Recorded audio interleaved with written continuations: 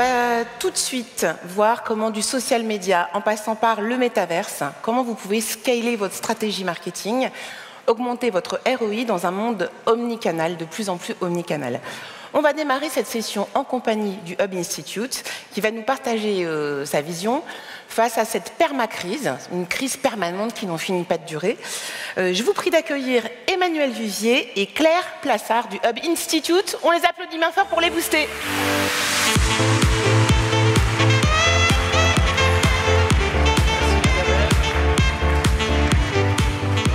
Merci Isabelle. Merci. Alors pour ceux qui me demandent de temps en temps, mais comment tu fais pour couvrir autant de sujets avec le Hub Institute, mon secret c'est Claire et ses équipes, puisque évidemment je ne suis pas tout seul.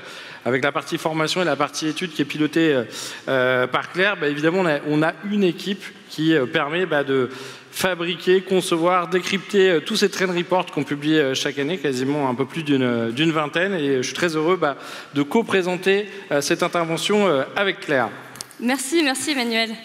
Alors aujourd'hui, on va parler de la permacrise. Alors je ne sais pas si vous vous souvenez, il y a 3 ans, on n'était pas encore en permacrise. On nous disait qu'il suffisait de se laver les mains, d'avoir quelques règles d'hygiène et que tout irait bien. Et puis ensuite, 2020, il y a eu le Covid. Ensuite, on s'est rendu compte que c'était la récession, qu'il y avait le changement climatique, que tous les incidents climatiques sont devenus de plus en plus nombreux. Et puis on s'est rendu compte que la biodiversité était en train de disparaître. Et donc on se retrouve dans une situation aujourd'hui, 3 ans plus tard, de permacrise.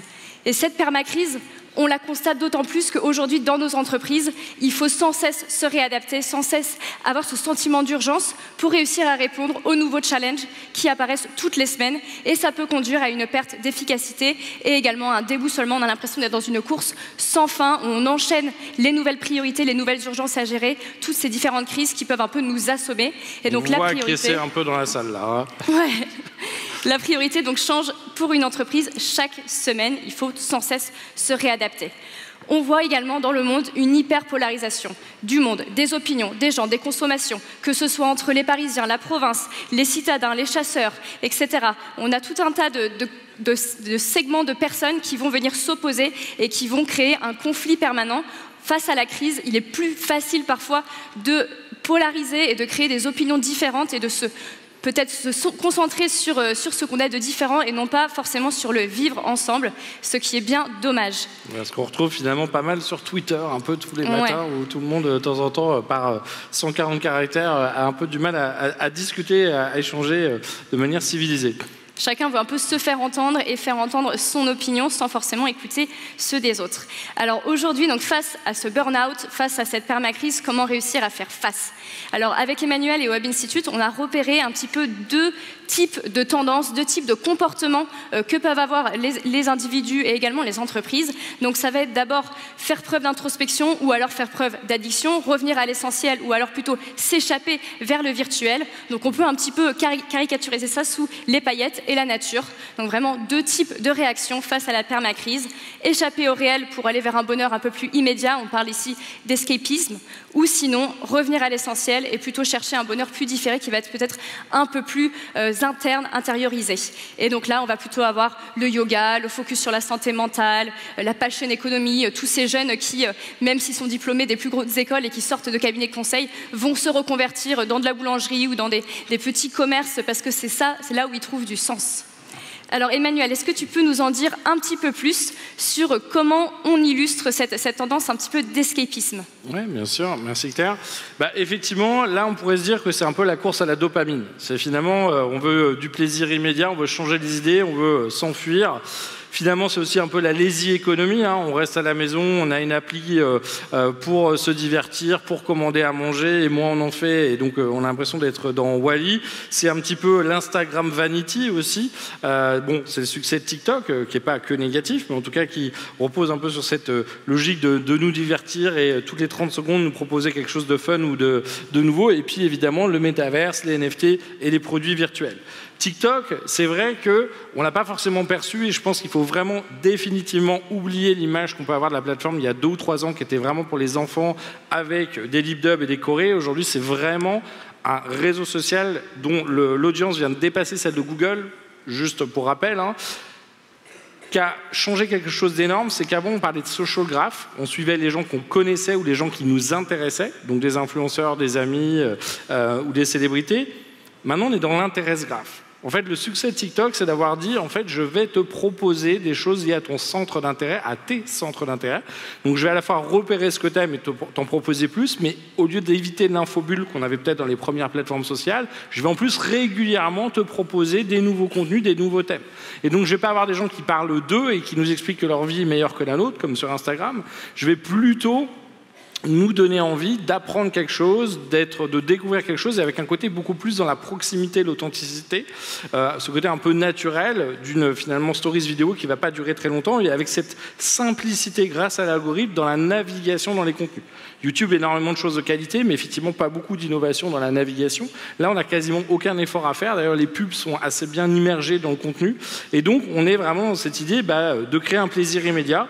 Alors plaisir ne veut pas forcément dire bonheur, mais ça, on pourrait en parler plus longtemps. Alors évidemment, derrière tout ça, il y a aussi beaucoup de vanité, on se met en scène, on s'expose, et de temps en temps, on s'invente un peu une vie qu'on n'a pas forcément. On va nous montrer en voyage la photo top, on oublie de nous montrer derrière les 500 autres touristes qui font la queue pour pouvoir se prendre en photo au même endroit, à Bali ou en Scandinavie. Et donc, effectivement, ça peut créer aussi tout un tas de troubles de la personnalité ou de la perception de soi-même en disant je ne serai jamais aussi bien par rapport à la célébrité qui est photoshopée, retouchée, qui est passée en chirurgie esthétique accessoirement et qui des fois nous vend un truc qui n'est pas en fait sa vraie réalité. D'où le succès aussi de TikTok.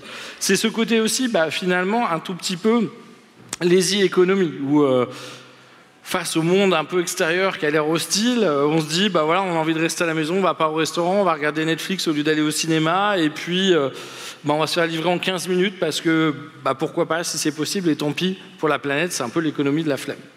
C'est, pourquoi pas, dans certains cas aussi, des plateformes qui vont nous permettre, alors si on y va un peu trop longtemps, d'être addict, mais juste déjà de s'échapper de la réalité, et on va peut-être pouvoir aller créer dans Minecraft des mondes improbables, on va peut-être pouvoir aller se divertir avec des gens qu'on ne connaît pas, dans Second Life, qui existe toujours, contre toute attente, ou dans Fortnite pour s'affronter, ou dans Zepeto en Corée, et donc on va pouvoir s'y divertir, on va pouvoir acheter, on va pouvoir se créer un avatar qui est ressemblant ou pas, on va pouvoir se créer peut-être une nouvelle vie, encore... s'il y a du monde, parce qu'effectivement, on a eu quelques articles critiques, autant sur Minecraft et Roblox, on a des centaines de millions d'enfants, Fortnite d'ados. Effectivement, par exemple, sur Decentraland, on sent que ça pique un peu. On est plutôt sur du 200 000 utilisateurs par mois au niveau mondial. Vous faites le calcul par jour. C'est pas encore la folie, quoi. Comparé à peu près à n'importe quel site web, on en est loin. Mais en même temps, il faut se rappeler aussi que les premiers sites, ils ont démarré avec pas beaucoup de monde, donc il ne faut pas jeter le bébé avec l'eau du bain. Il faut juste être un peu raisonnable, prendre du recul et se demander de temps en temps si on y va pour de l'INO, et là c'est complètement fine, ou si on croit que c'est déjà le nouveau sujet, là où finalement on a des milliards d'utilisateurs sur certains réseaux sociaux sur lesquels on hésite encore à aller. Et puis la réalité, c'est que Meta a préempté un petit peu le sujet, mais ils ne sont pas les seuls à être légitimes pour pouvoir aller dans ces univers virtuels. On prend Dassault Systèmes, ils font du jumeau numérique, et ils appellent pas ça le métaverse depuis des années. Alors eux, ils fabriquent des avions, des usines, et on y fait beaucoup d'autres choses. On a évidemment les géants des puces électroniques, Intel, Qualcomm, Nvidia, où ils sont ravis qu'il y ait de la puissance de calcul. C'est pas eux qui feront les métaverses, mais c'est peut-être eux qui motoriseront ce métaverse-là. On a Adobe, on a Walt Disney qui a tous les assets, et regardez comment avec Disney+, ils ont cartonné le streaming en quelques années en repassant devant Netflix. Et puis on a quand même tous nos amis du jeu vidéo. Et s'il y en a bien qui savent créer des univers virtuels immersifs, participatifs et fun, effectivement, c'est eux. Donc oui, résumer le métaverse à juste de la réalité virtuelle et un casque, mais c'est bien plus que ça, c'est un peu simpliste, et c'est vrai qu'aujourd'hui, il y a tout un tas de domaines sur lesquels on va pouvoir aller s'affronter. Peut-être qu'il y en a, ça va être le cloud, et ils vont gagner plein d'argent avec le métaverse en vendant du cloud. Peut-être que c'est sur l'interface, la décentralisation, l'informatique spatiale, la création, la découverte et l'expérience. Bref, on va avoir des acteurs à tous ces niveaux-là qui vont aller s'affronter et imaginer un ou des métaverses, certainement des plateformes. Et puis, pour les marques, évidemment, on peut imaginer plein de choses.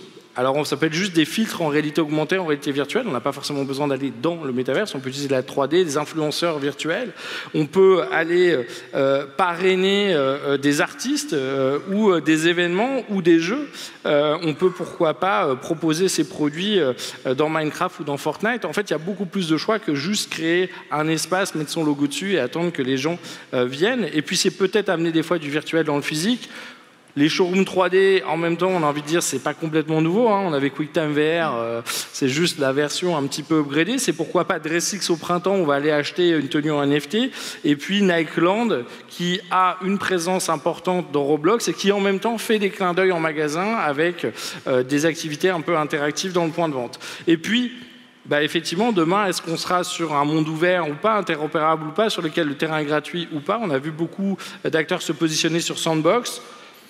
Effectivement, la roadmap a l'air assez impressionnante et on va plutôt saluer cet acteur avec quelques Français dans l'équipe. Maintenant, c'est toujours la même chose. L'innovation, quand elle marchera, ceux qui y sont allés très tôt, on dira ils ont eu raison. Si elle ne marche pas, on dira quelle mauvaise idée. Mais c'est toujours facile a posteriori. Ce qui est sûr en ce moment, c'est que peut-être parfois on voit plus d'équipes marketing dans le métaverse que de vrais utilisateurs. Donc là encore, choisissez votre plateforme, prenez le temps d'expérimenter, d'aller voir, d'aller vérifier, de vous informer avant effectivement de vous lancer peut-être un peu trop vite avec votre agence. Et oui, le métavers, c'est un champ des possibles intéressant à explorer. Et en même temps, à côté, il y a tellement d'autres urgences. La RSE, la supply, le support client, le mobile qui n'a pas déjà été terminé. Je vous laisserai avec quelques questions à vous poser avant de vous lancer. Mais ça, c'est une façon de réagir à cette permacrise, en n'oubliant pas qu'on a la partie for fun du métaverse, mais à côté, on a tous les sujets du jumeau numérique, des chatbots, des avatars, des interfaces, et ça, on en parle peut-être un peu moins dans la presse, c'est peut-être là qu'il y a le plus de choses à aller lancer ou à aller faire, parce que la réalité, c'est que derrière ce sujet de métaverse, on est vraiment en train de parler du jumeau numérique du monde, qu'on va retrouver dans l'industrie 4.0, dans le bâtiment connecté, la smart city, la cartographie ou la santé, et on voit aussi des sujets autour de la blockchain. Je citerai Aura Blockchain Consortium qui a été lancé par LVMH, Prada, Richemont, Mercedes, qui s'associe pour créer une blockchain du luxe par le luxe pour faire la traçabilité, la lutte contre la contrefaçon, le carnet de maintenance et la seconde main ainsi que les programmes de feed avec les wallets. Bref, je pense qu'on aura plus un monde synthétique avec de multiples possibilités, plateformes et applications autour de toutes ces technologies IA, VR, AR, 3D, gaming, streaming, avatar, deepfake, NFT et blockchain que juste un unique métaverse. Ça, on en est à peu près sûr. Mais bon, on n'est pas obligé de s'échapper. Non, on peut aussi revenir à l'essentiel, se recentrer sur retrouver du sens, se recentrer sur ses valeurs. C'est aussi ce qu'on a pu voir au Danemark avec cette tendance du Hygge, qui permet en fait de plutôt aller chercher le confort, un univers qui va être un peu plus cocooning. On a aussi une deuxième tendance qui émerge en Suède, c'est celle du lagom. Et là, l'idée, c'est de vivre dans la mesure, de se dire on n'a pas besoin d'exubérance, on n'a pas besoin de quantité énorme, on a juste besoin de la bonne quantité, juste besoin d'avoir suffisamment. Voilà, c'est la sobriété, avant la sobriété énergétique, d'abord la sobriété dans sa vie de tous les jours et dans ses loisirs également. Et on a aussi Marie Kondo, qu'on a vu. L'idée, c'est vraiment de réfléchir à qu'est-ce qui nous apporte du vrai bonheur, qu'est-ce qui fait briller nos yeux, et donc du coup de se concentrer sur ce dont on a besoin et ce qui nous apporte du plaisir. Et puis aussi les micro-aventures, se dire qu'on n'a pas besoin de prendre l'avion et d'aller à l'autre bout du monde pour partir en vacances. Parfois, il suffit d'aller au bout de la rue, il suffit de prendre son van, par exemple, et de partir en aventure.